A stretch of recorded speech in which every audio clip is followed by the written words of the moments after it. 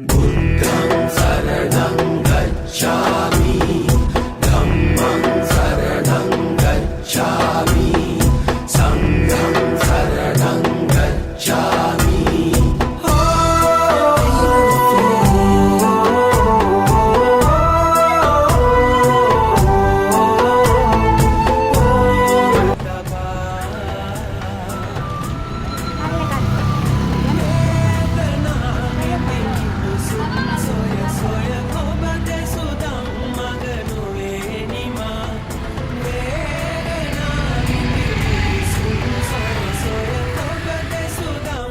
ආයුබෝවන් කොහොමද වගේ යාළුවන්ට? ඉතින් අද වප්පුර පසළොස්වක පොහෝ දිනය. ඒ වගේම අද තව විශේෂ දිනයක්. ඒ තමයි ගුරු දිනය. ඉතින් මට මේ වෙනකන් අධ්‍යාපනය ලබා දෙන ඒ වගේම අද මම මේ වගේ තැනක ඉඳන් කතා කරන්න මට ශිල්පය ලබා දෙන මාගේ ආදරණීය ගුරු මෑණිවරුන්ටත් පියවරුන්ටත් බොහෝ කල් ජීවත් වීමට වාසනාව ලැබේවා කියා මා ප්‍රාර්ථනා කරනවා. ඉතින් මන් දැන් ඉන්නේ වට්ටාරම ශ්‍රී අරහන්ත මලියදේව රජ මහ විහාරයේ ඉදිරිපිට. ඉතින් මේ පූජා භූමියට එන බැතිමතුන්ට කොළඹ නුවර පැත්තෙන් එන අයට කෑගල්ල පැත්තෙන් එන්න පුළුවන්. කොළඹ කුරුණෑගල පැත්තෙන් එන අයට පොල්ගහවල පැත්තෙන් එන්න පුළුවන්. ඉතින් මේ කොහොම ආවත් මේ පූජා භූමිය ලේසියෙන් හොයාගන්න පුළුවන්. මොකද මේ පූජා භූමිය තියෙන්නේ පාරේ අයිනෙමයි. ඉතින් මං ආරාධනා කරනවා ඔයාලට මේ පූජා භූමිය බලන්න එන්න කියලා. ඉතින් මේ පූජා භූමියේ ගොඩක් දේවල් බලන්න තියෙනවා. එහෙනම් අපි යමු පූජා භූමියට.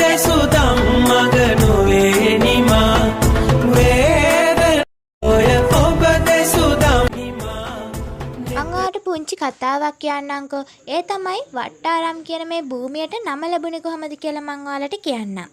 ඉතින් ඒවක කියන්නේ අතීතයේදී මේ පූජා භූමිය ආරාම සමූහයක් ඉදි කරලා තියෙනවා. ඉතින් ඒ ආරාම සමූහය වටයක් ආකාරයට තමයි ඉදි කරලා තියෙන්නේ. ඉතින් අතීතයේ ජනතාව ඒ ආරාම සමූහය වටාරාම විදියට තමයි අඳුන්වලා තියෙන්නේ.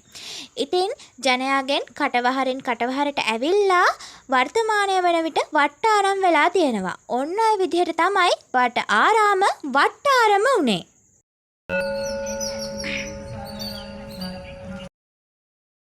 කුණ ළඟ.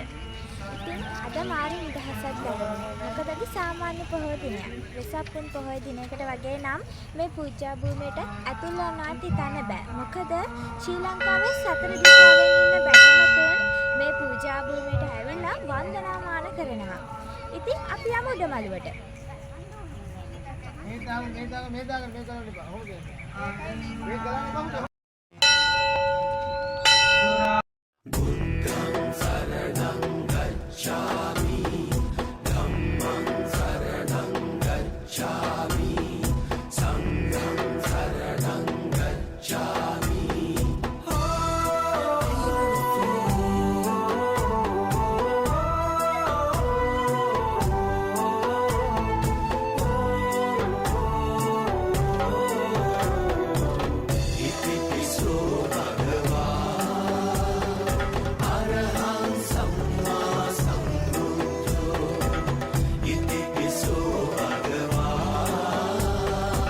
ධාතු මන්දිරයේ ඉදිරිපිට.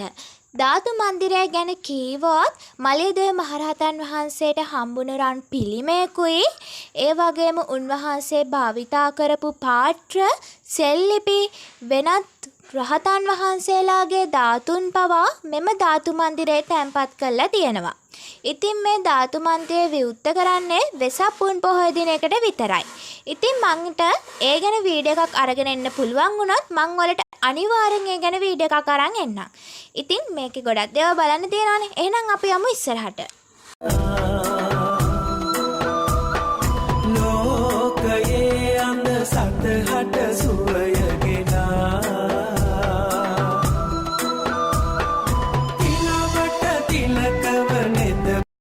ඉතින් ඔයාලට මේ පේන්නේ මේ පූජා භූමියේ ඉදි කරලා තියෙන පැරණිම බුදුගෙය.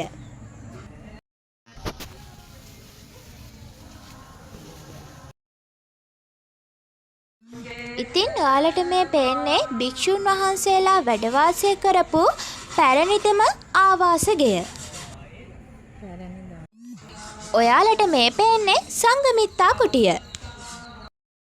ඉතින් ඔයාලට මේ පේන්නේ මේ පූජා භූමිය අවතේව කටයුතු කරන දැඩි මුණ්ඩ දේවාලය. ඉතින් මේ පූජා භූමියට එන බැතිමතුන් මේ දේවාලයෙන් ආශිර්වාද අරගෙනම තමයි යන්නේ. ඔයාලට අර ඈතින් පේන්නේ මේ පූජා භූමියේ චෛත්‍ය. ඉතින් ටිකක් දුරින් තියෙන්නේ. එහෙනම් අපි යමු. ඔයාලට අර ඈතින් පේන්නේ මලිය මහා පාය. ඉතින් මේ පූජා භූමියේ සුවිශේෂම ස්ථානය තමයි මලිය මහා පාය කියලා කියන්නේ. එහෙනම් අපි යමුකෝ ඉස්සරහට.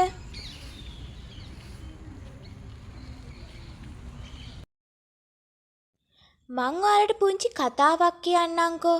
ඒ තමයි මලිය දේව මහරහතන් වහන්සේ ගැන. දඹදිව එක්තරා අන්ධ යුවලකට දරුවෙක් හම්බෙනවා. ඒ දරුවව මහාන කරවනවා. ඊට පස්සේ උන්වහන්සේ සිල්වත්ව ගුණවත්ව බවුන් වඩමින් ඉඳලා තියෙනවා. මේකට ගුරු භික්ෂුන් වහන්සේගේ සිත පැහැදෙනවා. ඒ නිසා රන් පිළිමයකුයි බණපොත් රාශියකුයි ත්‍යාග වශයෙන් පරිත්‍යාග කරනවා. ගුරු භික්ෂුන් වහන්සේ අපවත් වුණාට පස්සේ උන්වහන්සේ මලියදේව මහරහතන් වහන්සේ නමින් අපේ ලක්දිවට වැඩම කරනවා. ඉතින් එවක අතීතයේදී මේ ප්‍රදේශයේ රජකම් කරලා තියෙන්නේ ගෝඨාභය රජතුමා. ඉතින් ගෝඨාභය රජතුමාගේ උදව් ඇතිව ආරාම සමූහයක් ඉදි කරනවා. මං වලට කලින් කිව්වා නේද වට්ටාරාම නම ලැබුණේ කොහොමද කියලා. අන්න ඒකට සාධක උනේ මෙන්න මේ ආරාම සමූහය. ඉතින් දැන් අපි වන්දනාමාන කරන්නේ අන්න ඒ ආරාම සමූහය. ඉතින් මං වලට මේ වීඩියෝ එක කෙටි වීඩියෝ එකකින් අරගෙන ආවේ. ඉතින් ඔයාලට මම මේ කෙටි වීඩියෝ එකකින් අරගෙන ආවට මේක ලොකු වපසරයක පිටලා තියෙන පූජා භූමියක්. ඉතින් ඔයාලා එනවනම් වෙසක් පොහොය දිනයකට එන්න. ඒක අයියා දන්නවද එහෙම කිව්වේ?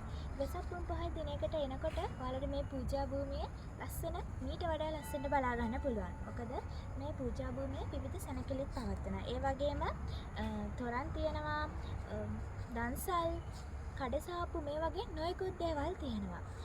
මම තා පුංචි කතාවක් කියන්නම්කෝ. මලියදේව මහරහතන් වහන්සේ අපවත් වුණාට පස්සේ උන්වහන්සේගේ රහත් බලය නිසාම ගුවනින් උන්වහන්සේගේ දේහය වැඩම කරලා තිනවා තමන්ගේ අක්කණ්ඩියට දැක බලා ගන්න.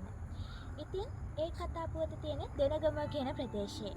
වට්ටාරමට නෑකම් කියන ප්‍රදේශයක්. ඉතින් මම ඔයාලට ඒ ගැනත් වීඩියෝ එකක් අනිවාර්යෙන් අරගෙන එනවා.